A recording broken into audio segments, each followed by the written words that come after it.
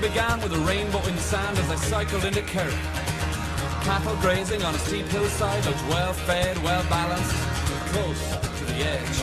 Pedal on, pedal on, pedal on, pedal on. And you come across the speed line, says 160 miles. To the best of my knowledge, everything says 160. 160, 161, whatever. Take a break, I close my eyes, and I'm as happy as the dolphin.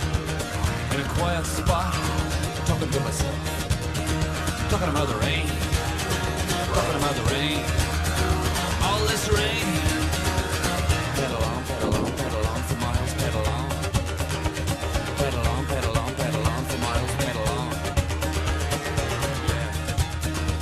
See, whenever I'm alone, I tend to brood, but when I'm out on my bike, it's a different mood. I leave my brain at home, get up on the saddle, no hanging around, I don't diddle-daddle.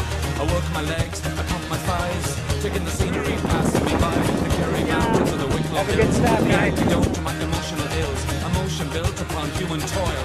Nuclear free, needs no oil, but it makes me hot, it makes me hard. I never thought I could have come this far through miles of mountains, valleys, streams. This is the right stuff, filling my dreams, so come on.